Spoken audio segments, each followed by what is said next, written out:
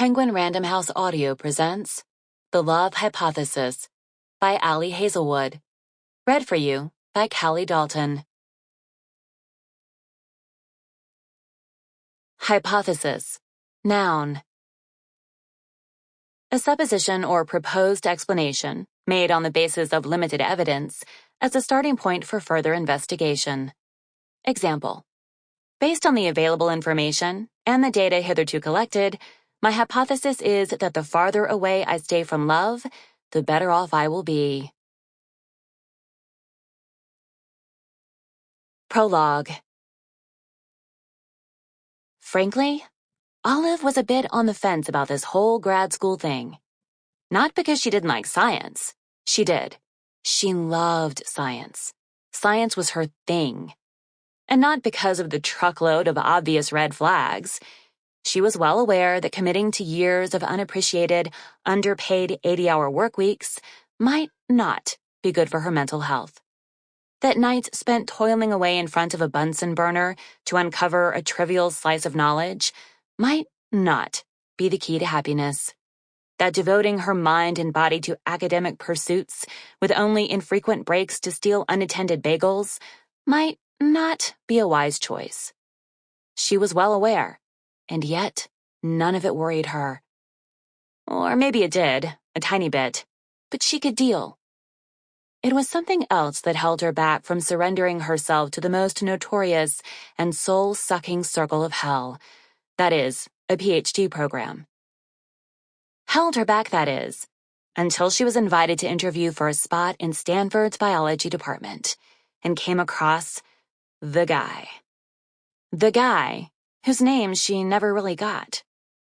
The guy she met after stumbling blindly into the first bathroom she could find.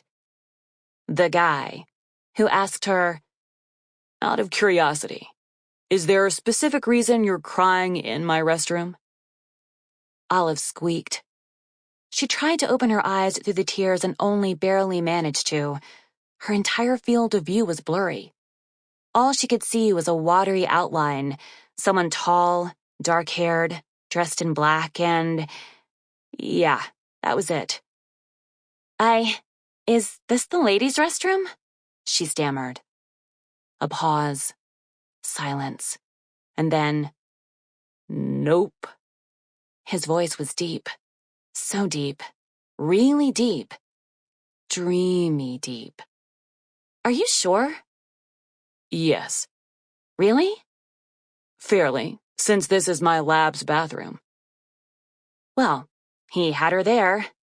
"I'm so sorry. Do you need to—" She gestured toward the stall, or where she thought the stalls were. Her eyes stung, even closed, and she had to scrunch them shut to dull the burn. She tried to dry her cheeks with her sleeve, but the material of her wrap dress was cheap and flimsy, not half as absorbent as real cotton. Ah, the joys of being impoverished. "I just need to pour this reagent down the drain," he said. But she didn't hear him move. Maybe because she was blocking the sink. Or maybe because he thought Olive was a weirdo and was contemplating sicking the campus police on her. That would put a brutally quick end to her Ph.D. dreams, wouldn't it? "We don't use this as a restroom, just to dispose of waste and wash equipment." "Oh, sorry. I thought—" Poorly. She thought poorly, as was her habit and curse. "Are you okay?" He must be really tall. His voice sounded like it came from 10 feet above her. "Sure. Why do you ask?" "Because you are crying. In my bathroom." "Oh, I'm not crying. Well, I sort of am, but it's just tears, you know?" "I do not." She sighed, slumping against the tiled wall. "It's my contacts. They expired some time ago, and they were never that great to begin with.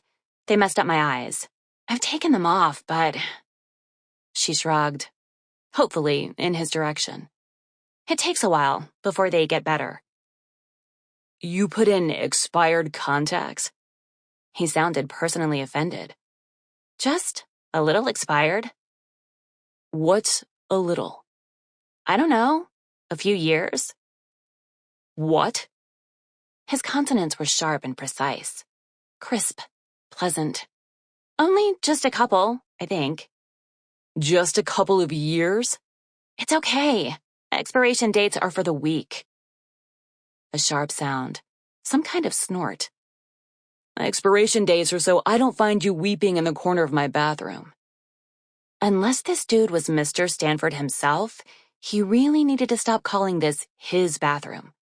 It's fine. She waved a hand. She'd have rolled her eyes if they hadn't been on fire. The burning usually lasts only a few minutes. You mean you've done this before? She frowned. Done what? Put in expired contacts. Of course. Contacts are not cheap. Neither are eyes. Humph. Good point. Hey, have we met? Maybe last night at the recruitment dinner with prospective Ph.D. students? No. You weren't there? Not really my scene. But the free food? Not worth a small talk. Maybe he was on a diet. Because what kind of Ph.D. student said that? And Olive was sure that he was a Ph.D. student. The haughty, condescending tone was a dead giveaway.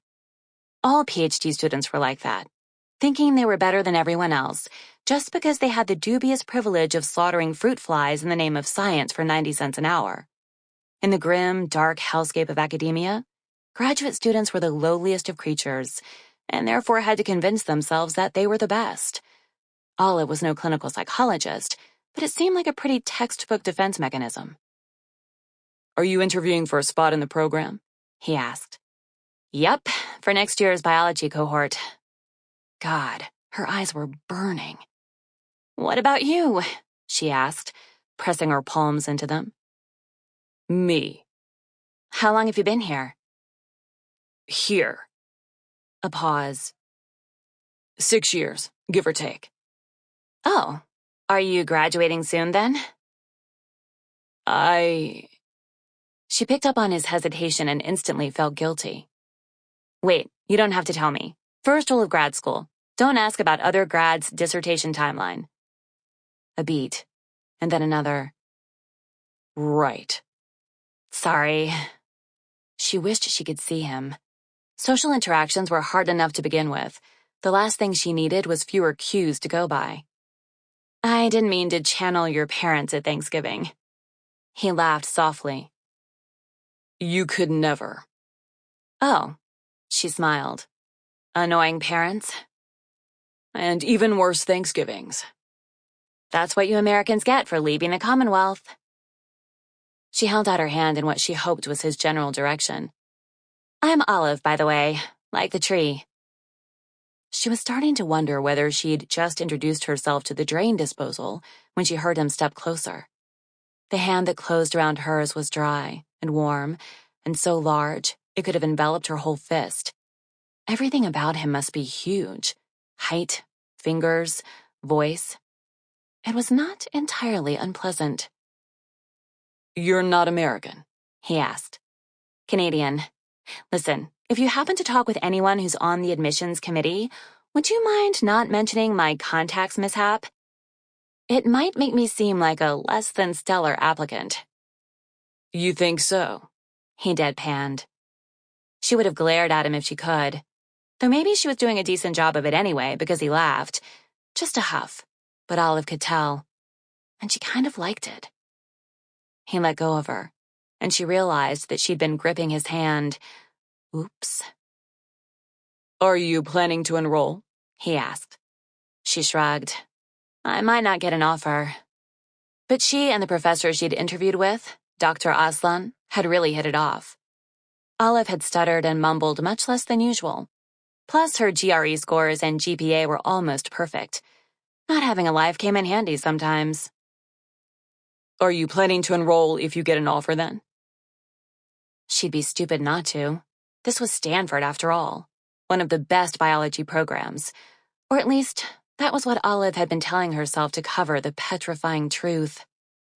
Which was that, frankly, she was a bit on the fence about this whole grad school thing.